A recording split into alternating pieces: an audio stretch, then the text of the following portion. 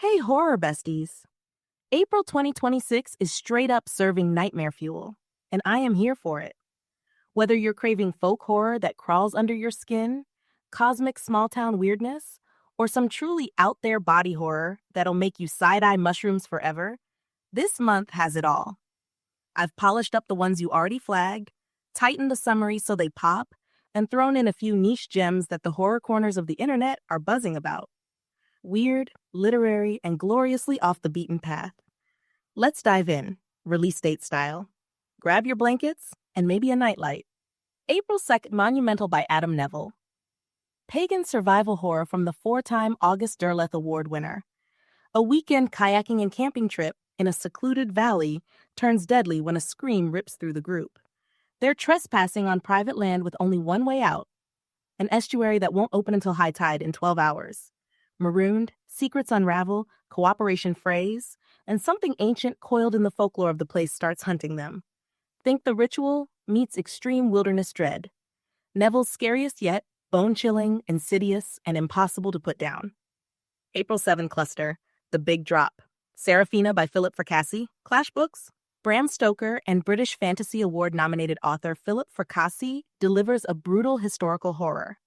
Three brothers go AWOL during one of the Civil War's bloodiest battles, only to stumble into something far worse waiting in the woods. Civil War grit collides with pure cosmic terror. The Seventh Sister by Dawn Kurtagich, Thomas and Mercer. From the author of The Madness comes a haunting folk horror fable about seven ward sisters shipped to their grandmother's remote forest island of Beltane after their parents die. Grief twists into childhood fantasy, ancient rites summon Daudir, the forgotten god of the wood, and isolation turns deadly. Years later, a cryptic letter drags the survivors back, and the trees remember everything. Lyrical, traumatic, and terrifying, trauma roots deep in the soil here. Bodies of Work by Clay McLeod Chapman.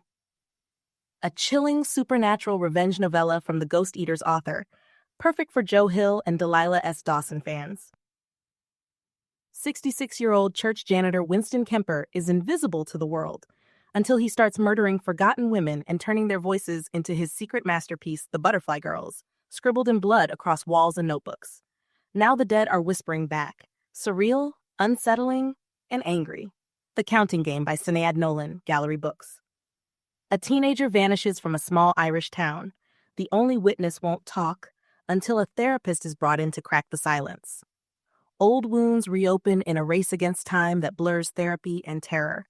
Quietly devastating small-town dread. And a niche pick people are raving about. We Call Them Witches by India Rose Bauer, Poison. Apocalyptic folk horror with a sapphic heartbeat. Eldritch witches, landscape-twisted monsters, have devoured most of Britain. Sarah's family survives by moving constantly and using pagan rituals and folklore wards. When a mysterious girl named Parsley appears, and Sarah's brother is taken, the two women trek across haunted moors to save him. A Quiet Place meets raw eco-horror and tender queer romance. Super fresh, and the buzz is real. April 14th, The Stacked Mid-Month Madness, The Take by Kelly Yang, Berkeley. A broke young woman signs up for an experimental blood treatment that reverses aging for the rich client.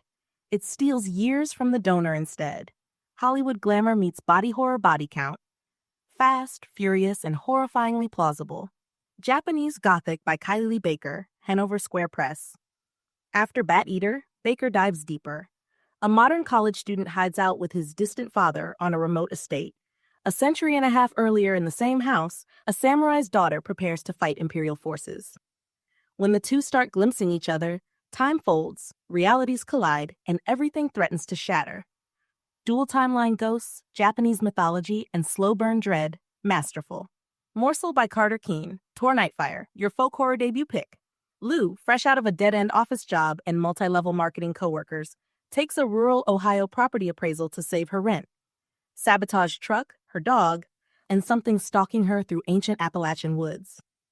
The Blair Witch Project meets The Ritual and the Menu, learning to bite back when the world wants to eat you alive. Deliciously Nasty, and T. Kingfisher Cassandra Caw-coded. These Familiar Walls by C.J. Dotson, St. Martin's. Suburban Nightmare, perfect for T. Kingfisher and Catriona Ward fans. In 1998, lonely preteen Amber befriends the dangerous new kid. 22 years later, he returns to murder her parents in the childhood home. Now Amber inherits the house, moves her family in to save money, and the walls start whispering. Reflections won't blink. Shadows have voices. Her own buried secrets might be the real monster. Niche triple threat. These are the ones the weird horror crowd can't stop talking about. The Hive by Ronald Malfi, Titan, Lovecraftian epic in the vein of Black River Orchard. After a violent storm blacks out Mariner's Cove, residents become obsessed with random everyday objects scattered everywhere. A wire hanger, a tricycle wheel, a colander. Obsession turns to paranoia, telepathic links form, and the town starts changing. Cosmic small-town horror at its most unhinged. 768 pages of what the hell is happening? Wife-Shaped Bodies by Laura Cranehill, Saga Press. This is the out-of-the-norm one everyone's losing their minds over. Post-apocalyptic patriarchal compound, where wives are literally covered in elaborate mushroom growths. On her wedding day, Nicole is shaved bare, marched to her stranger husband's mansion, and slowly realizes the fungal horror, the control, and the forbidden connection with another wife that could burn it all down. Mycological body horror meets Sorrowland-style queer literary rage. Visceral, grotesque, and intoxicating. The Haunted Houses She Calls Her Own by Gwendolyn Keesty, Raw Dog Screaming Press. Bram Stoker award-winning collection of gothic weird tales, starring morally complex women and queer anti-heroines fighting spectral prisons of society. Man-eating mermaids, tumors that talk, haunted developments that die and keep haunting, metafictional, socially sharp, and emotionally devastating. If you want horror that punches up while creeping you out, this is it. April 21st, The Caretaker by Marcus Cleaver, Atria. A broke college student takes a Craigslist caretaking gig for an elderly client. The job comes with consequences far bigger and more dangerous than she ever imagined. Supernatural domestic horror from the new Titan of the Macabre. Come Sing for the Harrowing by Dan Coxon, Clash Books, British and World Fantasy award-winning collection of uncanny folk horror. A tourist attraction worker singled out for unholy transformation, burglars ambushed by something unworldly on a farm, a daughter's posthumous revenge on her abusive father. Midsummer vibes, but always a little left of expected. Surreal, natural, and chilling.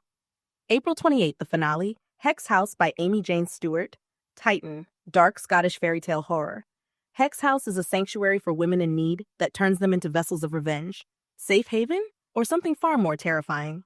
T. Kingfisher, A.G. Slatter, Julia Armfield Energy, Feverish and Unsettling. Molka by Monica Kim Han. Rage-fueled revenge tale inspired by real South Korean Molka, hidden camera scandals. An office worker preyed on by a wealthy playboy and an incel security guard finally snaps and gets her own brutal comeuppance. Timely, furious, and ice cold. Dark is When the Devil Comes by Daisy Pierce, Minotaur. Amateur mycologist Hazel's life is in pieces after a traumatic divorce.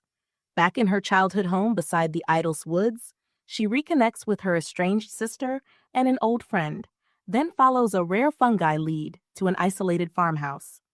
Trapped in the basement, something darker than her captor waits in the dark, or maybe it's been inside her all along. Psychological thriller meets creeping horror. Think The Last House on Needless Street with mushrooms and woods dread. Whoa, that was a lot of books, right? April is stacked. Which one are you pre-ordering first? The Mushroom Wives, the Object-Obsessed Town, or that Civil War Woods nightmare?